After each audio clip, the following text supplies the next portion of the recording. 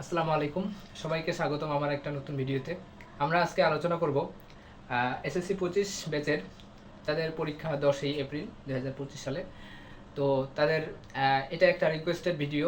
অনেকে আমাকে অনুরোধ করেছে যে একটা এসএসসি 25 ব্যাচের জন্য মাইক্রো সাজেশন করার জন্য। তো এইটার জন্য আমি একটা ভিডিও নিয়ে আসছি, সেটার নাম হচ্ছে micro suggestion of SSC biology. তো বায়োলজির ক্ষেত্রে যেটা মনে রাখতে হবে যে আমার পিছনে যে টপিকগুলো লেখা আছে এই টপিকগুলোর বাইরে ইনশাল্লাহ কোনো প্রশ্ন আসবে না। এখান থেকে আমরা 80% কমন পাবো। তো এই যে টপিকগুলো আছে সেটা হচ্ছে দিনাজপুর বোর্ডের জন্য প্রযোজ্য, একমাত্র দিনাজপুর বোর্ড।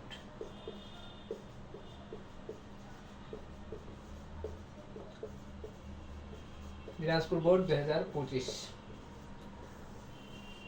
তো এই টপিকগুলা ছাড়া পরীক্ষা কেন্দ্রে যাওয়া উচিত না আমি মনে করি। তো পরীক্ষা যেহেতু দিনাজপুর বোর্ডে হয়তো বা 4 থেকে 5 দিনের মতো সময় আছে, বায়োলজির ক্ষেত্রে সময় থাকবে, আবার কারো কারো নাও থাকতে পারে। তো বায়োলজি আমরা কি পড়ব, এতদিন যা পড়ছি ইনশাল্লাহ ওইগুলো থেকে কমন আসবে, এবং এগুলো না পড়ে কেউ পরীক্ষা কেন্দ্রে যাওয়া যাবে না। তো কি কি, প্রথম প্রশ্নটা হচ্ছে কোষ বিভাজন থেকে, কোষ, জীবকোষ ও টিস্যু থেকে যে প্রশ্নটা আসবে সেটা হচ্ছে জাইলেম এবং ফ্লোয়েম। তো জাইলেম এবং ফ্লোয়েমের কাজ লাগবে, ঠিক আছে? জাইলেম এবং ফ্লোয়েমের কাজ, এবং জাইলেমের যে 4টা প্রকারভেদ আছে, tracheid, vessel, xylem parenchyma, xylem fibre. এবং ফ্লোয়েমের ক্ষেত্রে যে ফ্লোয়েমের চিত্রটা খুবই ইম্পর্টেন্ট। জাইলেম এবং ফ্লোয়েম চিত্র এবং ব্যাখ্যা দুইটাই ইম্পর্টেন্ট। তো এই প্রশ্নগুলো লেখার ক্ষেত্রে অবশ্যই চিত্রটা মাস্ট। চিত্রটা দিলে অবশ্যই মানে যত মার্ক থাকে সে তত মার্কই পাবে। জাইলেম এবং ফ্লোয়েম। 2 নম্বর কথা হচ্ছে মাইটোকন্ড্রিয়ার সব। মাইটোকন্ড্রিয়ার সব মানে কি? মাইটোকন্ড্রিয়ার চিত্র আমরা সবাই পারি ইনশাল্লাহ। মাইটোকন্ড্রিয়ার চিত্র এবং কাজ, মাইটোকন্ড্রিয়ার গঠন এবং কাজ, এই দুইটা। আচ্ছা, 2 নম্বরের প্রশ্নটা হচ্ছে সালোক সংশ্লেষণের ধাপ এবং গুরুত্ব। সালোক সংশ্লেষণের ধাপের মধ্যে রয়েছে আলোক নির্ভর অধ্যায় এবং আলোক নিরপেক্ষ অধ্যায়।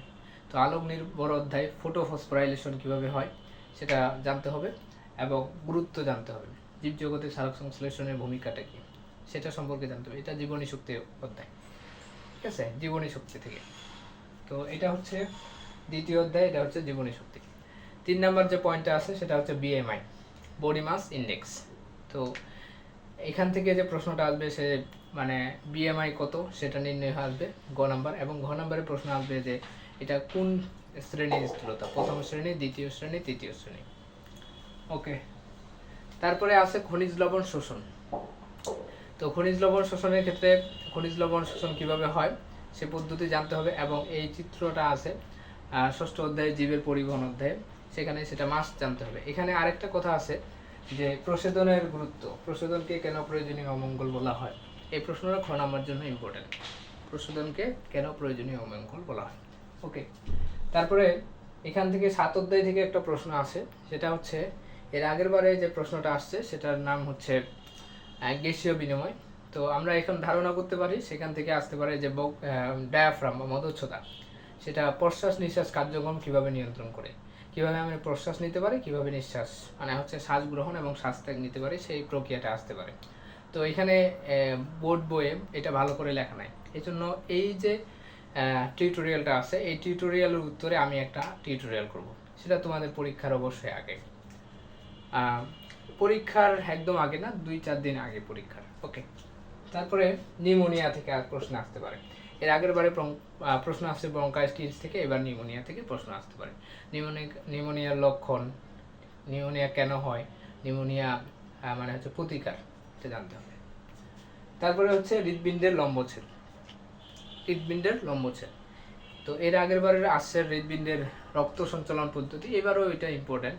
হৃৎপিণ্ডের রক্ত কিভাবে সঞ্চালিত হয়, মোস্ট ইম্পর্টেন্ট যেটা হচ্ছে সেটা হচ্ছে হৃৎপিণ্ডের লম্বচ্ছেদ। হৃৎপিণ্ডের আমরা আঁকবো কীভাবে সেটা চিত্র এবং গঠন কাজ লাগবে, ঠিক আছে? এখানে আরেকটা লেখা আছে সেটা রোগ, ঠিক আছে? মানে হৃৎপিণ্ড মানে রোগ, ঠিক আছে? ওই যে 6ষ্ঠ অধ্যায়ে অনেকগুলো রোগ আছে, সেই রোগগুলা পড়তে হবে, এবং প্রতিকার লক্ষণ, প্রতিকার কারণ পড়তে হবে। ওকে, তারপরে আছে প্রতিবর্তী ক্রিয়া। ঠিক আছে, এই প্রশ্নটা এর আগের বার আসছে প্রতিবর্তী ক্রিয়া। তো এবার যে প্রশ্নটা আসছে সেটা আসতে পারে ফাইটোহরমোন কি, ক নাম্বার বা খ নাম্বারের জন্য আসতে পারে, এবং প্রতিবর্তী ক্রিয়াটাও খুবই ইম্পর্টেন্ট। ওকে, তারপরে আছে টিস্যু কালচার এবং গুরুত্ব। ঠিক আছে, আমি যদি লিখে দিই, এটা হচ্ছে তৃতীয় অধ্যায়ের প্রশ্ন, জীবকোষ ও টিস্যু। এটা হচ্ছে চতুর্থ অধ্যায়ের প্রশ্ন। আচ্ছা, এটা হচ্ছে পঞ্চম, এটা হচ্ছে সপ্তম, এটা হচ্ছে ষষ্ঠ, এটা হচ্ছে দশম, এটা হচ্ছে 14, ঠিক আছে, এটা হচ্ছে 12 অধ্যায়ের প্রশ্ন। এর আগের বারে প্রশ্ন আছে যে খাটো উদ্ভিদ এবং লম্বা উদ্ভিদ, সেটাই আমরা জানি যে মেন্ডেলের প্রথম সূত্র 3:1 কিভাবে হয়। আর এখানে থ্যালাসেমিয়া রোগটা আসবে। থ্যালাসেমিয়া খুবই ইম্পর্টেন্ট এবার, থ্যালাসেমিয়াটা যে কত পার্সেন্ট সুস্থ শিশু মানে সুস্থ হয়, কত পার্সেন্ট অসুস্থ হয়, কত পার্সেন্ট বাহক হয়, এগুলা নির্ণয় করা আমরা ইনশাল্লাহ শিখছি। তো এটা হচ্ছে থ্যালাসেমিয়া থেকে প্রশ্ন আসতে পারে। আরেকটা প্রশ্ন আছে লাল সবুজ বর্ণমুক্ত। ঠিক আছে, এটা ক্রসিং করতে হবে, মানে হচ্ছে গেমেট তৈরি করা, তারপরে জিনোটাইপ ফিনোটাইপ নির্ণয় করে ক্রসিং করা, অনুপাত কত হয় সেগুলো নির্ণয় করতে হবে। তাহলে এটা থ্যালাসেমিয়া এবং লাল সবুজ বর্ণমুক্ত। সাইনোভিয়াল অস্থিসন্ধি, এটা 2 নম্বরের জন্য আসতে পারে। সাইনোভিয়াল অস্থিসন্ধি কাকে বলে? ঠিক আছে, এখানে আরেকটা প্রশ্ন আসতে পারে খ নম্বরের জন্য, সেটা হচ্ছে পেশিতে টান পড়ে কিন্তু ধাক্কা দেয় না কেন, সেটা প্রশ্ন আসতে পারে। সবগুলো সুন্দর করে করতে হবে। এটা হচ্ছে 9 অধ্যায়। আচ্ছা, 10 অধ্যায় থেকে একটা প্রশ্ন আসতে পারে, সেটার নাম হচ্ছে ফুল। ফুলের বিভিন্ন অংশ। ঠিক আছে, ফুলের কি কি অংশ থাকে? ঠিক আছে, বৃতি, দল, তারপরে পুংস্তবক, স্ত্রী স্তবক। আমরা মেইনলি 4টা স্তবক বলি, অনেকে পুষ্পাক্ষ বলে। 4টা স্তবক মানে 4টা অংশ, ফুলের 4টা অংশ থেকে প্রশ্ন আসতে পারে। ঠিক আছে, তো এখান থেকে প্রশ্ন আসতে পারে যে স্ত্রী স্তবকের পার্ট কি কি আছে, সেটা বিদ্যালয় বোর্ডে আসছিল। তো সেখানে এইটা প্রশ্ন আবার আসতে পারে, স্ত্রী স্তবকের কি কি পার্ট আছে। ঠিক আছে, তারপর পুংস্তবকের কি কি পার্ট আছে। ঠিক আছে, ওকে। তারপরে হচ্ছে স্ত্রী স্পোরোফাইটের গঠন এবং কাজ। ঠিক আছে, চিত্র স্ত্রী স্পোরোফাইট। ঠিক আছে, এটা তোমরা নিশ্চয়ই পড়ছো, অথবা কেউ স্কিপ করতে চাইলে স্কিপ করতে পারো। ওকে, স্ত্রী স্পোরোফাইটের গঠন লাগবে। তারপরে হচ্ছে কিডনির লম্বচ্ছেদ, খুবই ইম্পর্টেন্ট। কিডনির লম্বচ্ছেদ, এখান থেকে এই প্রশ্নটা আসবে। কিডনির লম্বচ্ছেদ, চিত্র গঠন কাজ। চিত্র গঠন কাজ, কি বললাম? চিত্র গঠন কাজ খুবই ইম্পর্টেন্ট, অষ্টম অধ্যায়, খুবই ইম্পর্টেন্ট। এটা অষ্টম, এটা হচ্ছে 11 অধ্যায়। ঠিক আছে, আরেকটা আছে অসমো রেগুলেশনের বৃক্কের ভূমিকা। ঠিক আছে, বৃক্ক কিভাবে অসমোলারিটি মেনটেন করে। ঠিক আছে, মানে হচ্ছে পানি বেশি খাইলে আমরা কিভাবে কি করব, পানি কম খাইলে কি করব, সেটা অ্যালডোস্টেরন নিয়ন্ত্রণ করে। অ্যালডোস্টেরন কি একটা হরমোন, ওকে, সেটা কি নিয়ন্ত্রণ করে, কিভাবে নিয়ন্ত্রণ করে সেটা লিখতে হবে। অসমো রেগুলেশনে বৃক্ক ভূমিকা, এই সবগুলো প্রশ্নের উত্তর আমি একটা ভিডিওতে ইনশাল্লাহ দেওয়ার চেষ্টা করব। তো এই ছিল মানে মাইক্রো সাজেশন, এর বাইরে ইনশাল্লাহ কোনো প্রশ্ন আসবে না, যদিও আসে কম পরিমাণ আসবে। এখান থেকে প্রায় 80% কমন থাকবে ইনশাল্লাহ।